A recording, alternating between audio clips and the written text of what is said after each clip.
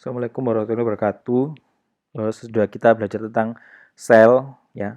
Jadi ada dua sel secara umum, yaitu sel prokariot dan sel eukariot. Sekarang kita bahas satu-satu. Yang pertama yakni sel prokariot. Jadi sel itu merupakan suatu struktural terkecil dari makhluk hidup. Itu adalah sel. Jadi dari sel kita menemukan struktur yang paling sederhana itu ya dari sel. Kemudian fungsi dari sel-sel itu sendiri juga fungsi dari suatu makhluk hidup itu juga bisa kita temukan dari sel, ya.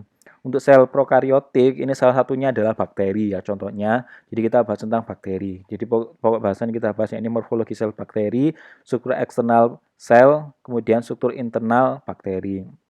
Untuk bakteri, sel prokariot itu secara umum ada dua bentuknya, ya, yang namanya bulat atau kokus, kemudian ada yang bentuknya batang, namanya basil, ya. Kokus ini masih dibagi lagi, ada yang diplokoki, di itu artinya dua, jadi dia ada dua kokus, kemudian ada yang seperti rantai namanya streptokoku, kemudian ada bentuknya 4 tetrat, kemudian ada bentuknya seperti anggur, stafilokoki, kemudian ada yang bentuknya berbentuk kubus, ya, 8, namanya sardina. Kemudian basil juga masih terbagi lagi, ada yang seperti ini, rantai, ya. Ada berflagela, kemudian ada yang berspora, ada sporanya warna kuning ini. Kemudian ada bentuk khusus, bentuknya seperti spiral, contohnya vibrio, kemudian ada bentuknya seperti spiral, kemudian ada bentuknya seperti pembuka tutup botol, ya, atau seperti cacing biasanya anak-anak, tapi biasanya ini seperti pembuka tutup botol yang lama, namanya spirochaeta, contohnya ini Treponema pallidum. Jadi ini yang contoh-contohnya itu yang ada di garis kurung bakterinya. Tidak akan saya bahas karena nanti kalian akan ada mata kuliah mikrobiologi lebih lanjut. Untuk struktur eksternal, struktur luarnya itu ada 7, glikokalik, slime, flagella, filamen aksial, fimbria, pili, dan dinding sel. Kita bahas satu-satu. Yang pertama yakni vokalis atau nama lainnya kapsul. Fungsinya sebagai pelekatan bakteri pada permukaan, pelindung sel bakteri terhadap kekeringan, perangkap nutrisi, proteksi bakteri, dan virulensi. Jadi kalau dari mikroskop itu kapsulnya yang warnanya putih ini. Ini sel yang bentuknya tadi batang, di sekelilingnya itu ada kapsulnya, ya. Komposisinya dia ada karbohidrat secara umum, tapi ada turunannya. Di glukosa, gula amino, ramnosa, 2 keto, 3 deoksigalaktonik asid, asam urona, dan asam organik. Ini semua turunan dari karbohidrat yang rumusnya CHO, ya, CnH2ON. Jadi seperti itu. Ini semua karbohidrat. Kemudian ada bentuknya seperti hampir mirip seperti kapsul atau glycocalyx, ya, namanya slime. Cuman ini dia disekresikan bakteri ke dalam media pertumbuhan. Jadi bentuknya tidak bagus seperti kapsul, ya, karena kapsul kan dia terikat sama dinding sel. Kalau ini dia tidak terikat sama bakterinya karena dia disekresikan keluar, gitu, ya. Komposisinya beda. Jadi kalau tadi kapsul atau glukocalyx itu karbohidrat mayoritas, kalau ini dia campuran, ada proteinnya. Jadi campuran antara glukosa sama protein membentuk glikoprotein, kemudian campuran glukosa sama lipid membentuk glikolipid. Fungsinya hampir mirip sama seperti kapsul tadi, ya, untuk proteksi, merangkap nutrisi, dan penempelan pada permukaan yang halus. Jadi kalau digambarkan seperti ini, jadi slime itu bentuknya tidak rata karena dia disekresikan keluar sel ke dalam media pertumbuhan. Kalau kapsul dia terikat sama dinding sel, jadi bentuknya teratur. Kalau digambarkan juga ini, seperti ini kapsul, ini namanya slime atau lapisan lendir. Kemudian flagella masih ke struktur eksternal, ya. Di flagella ini merupakan filamen yang keluar dari sel bakteri, panjangnya 12 sampai 30 nanometer, berbeda-beda. Fungsinya untuk pergerakan, ya, pergerakan dapat mendekati atau menjauhi. Misalnya kemotaksis. Jadi taksis kan artinya gerakan. Kemo berarti dia dipengaruhi oleh adanya bahan kimia. Bahan kimia ini bisa berupa nutrisi. Kemudian aerotaksis ini dipengaruhi oleh adanya udara. Fototaksis dipengaruhi oleh adanya cahaya. Flagella beberapa bakteri itu dibagi lagi menjadi 5. Atrik, A itu artinya tidak ada, jadi dia tidak ada flagella. Monotrik, flagellanya 1. Lopotrik, flagellanya banyak di salah satu kutubnya. Amfitrik, dia ada flagella di kedua ujungnya. Kemudian peritrik, ini ada flagella di sepanjang tubuhnya. Itu, ya, bedanya. Kemudian ada flagella lagi yang dia itu di dalamnya. di dalam ya, flagellanya di dalam sehingga membuat bakterinya ini bentuknya seperti ini, meliuk-liuk ya, seperti pembuka tutup botol atau cacing. Jadi merupakan flagella yang kumpulan benang yang muncul pada ujung sel di bawah selaput luar sel dan berpilih bentuk spiral. Jadi endoflagella. Jadi flagella ada di dalam.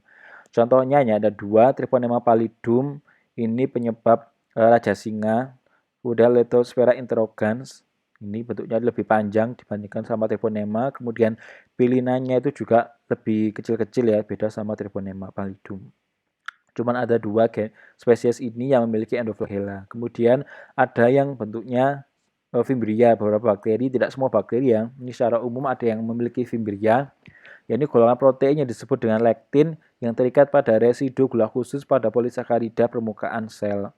Terdistribusi di seluruh permukaan sel dan berfungsi untuk menimbulkan penyakit. Ini ya, seperti ini namanya Fimbria, bentuknya seperti rambut-rambut. Beda sama flagella tadi ya, flagella dia lebih panjang, lebih teratur ya. Kalau ini dia tipis kemudian tidak teratur juga.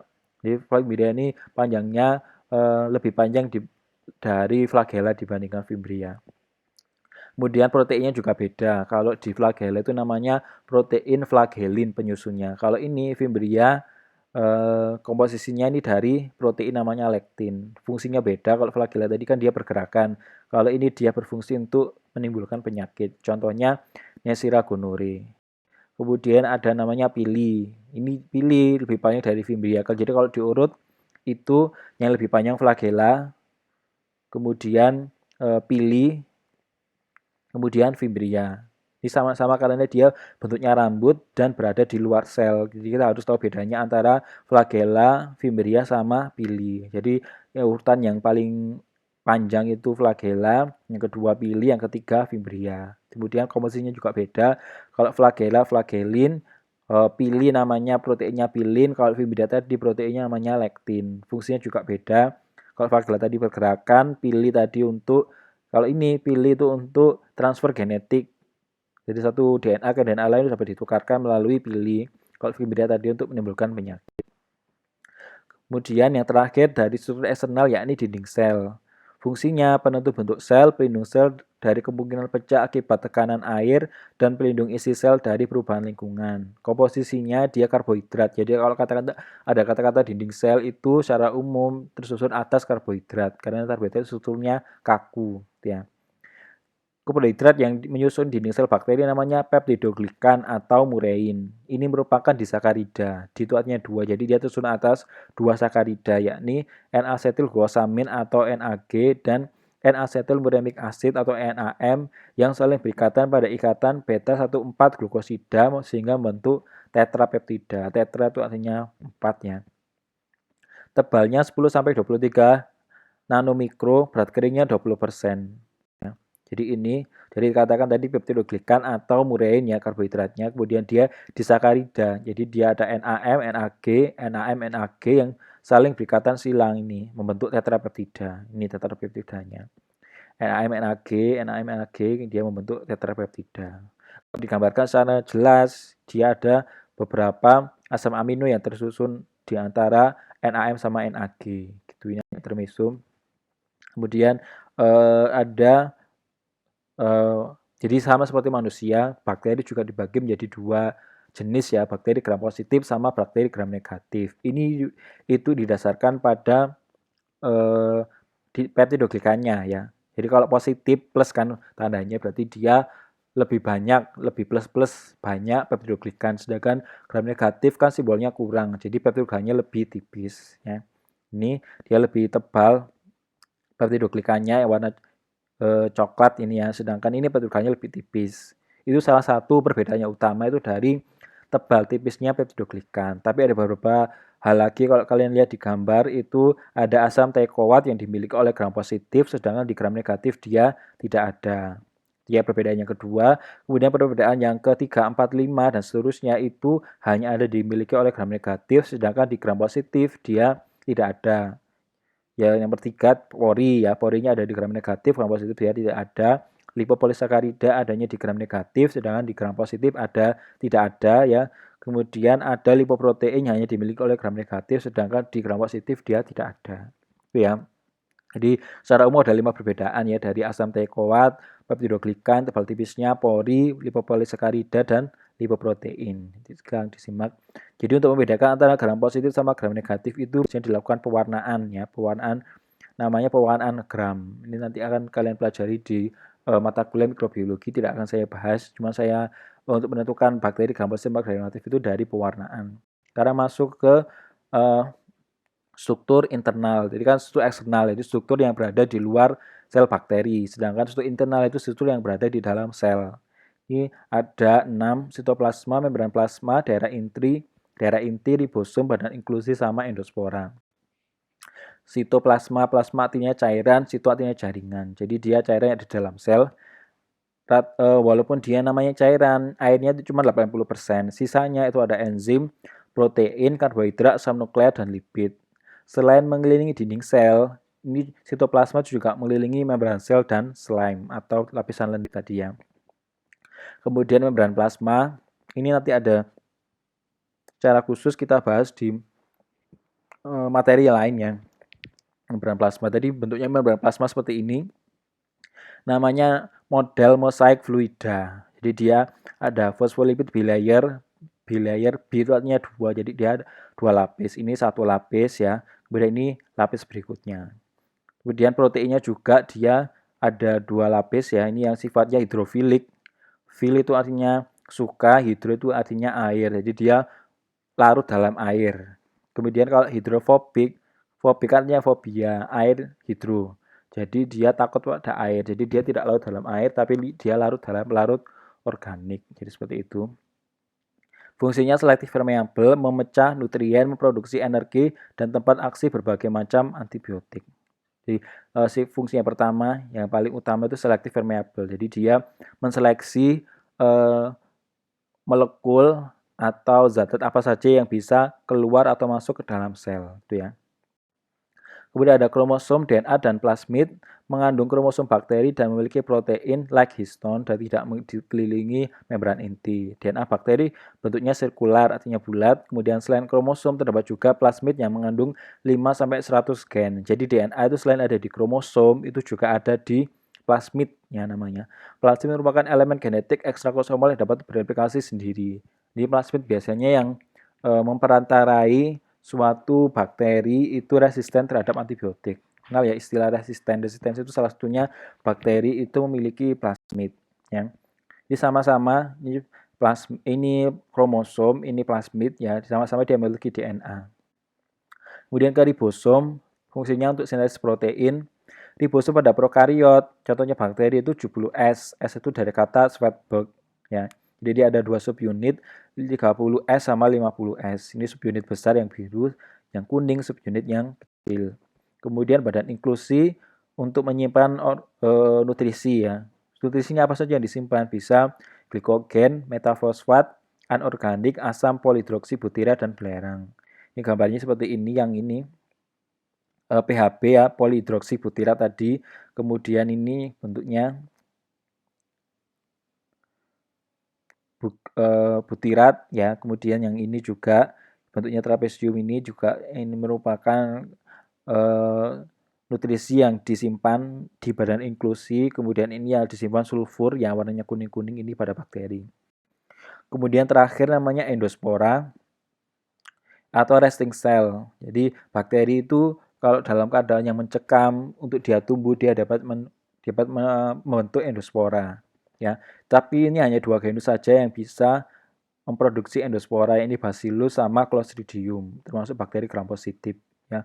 Fungsinya pertahanan sel terhadap panas ekstrim. Jadi bakteri ini bisa tahan terhadap panas ekstrim, kondisi kurang air, paparan bahan kimia, dan radiasi.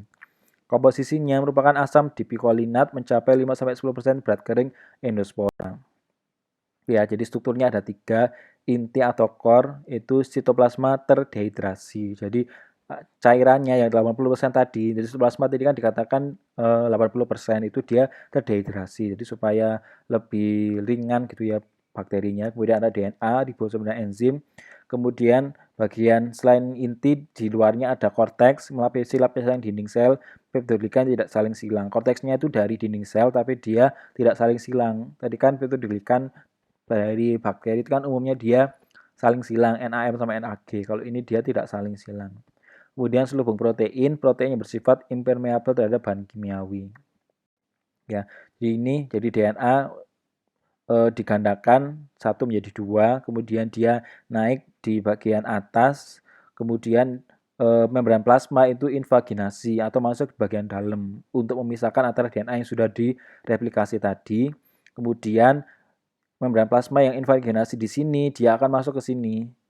Jadi ada dua lapisan membran plasma ya. Ini kan sudah ada membran plasma. Membran plasma ini dikasihkan ke sini yang sudah direplikasi tadi. Kemudian DNA karena dia sudah direplikasi dia dibuang yang ini ya supaya lebih simple ya. Kemudian baru terbentuk korteks untuk melapisi DNA tadi. Kemudian baru terbentuk selubung protein. Jadi dia dikatakan tadi kan dia tahan terhadap panas ekstrim, lingkungan, kondisi kekurangan air gitu ya. Jadi dia butuh sel yang lebih simple ya, endospora. Untuk tahapnya bisa dibaca di slide ini, silakan. Kemudian ini sudah sampai selesai untuk materi sel prokaryotik. Mungkin ada ditanyakan. Wassalamualaikum warahmatullahi wabarakatuh.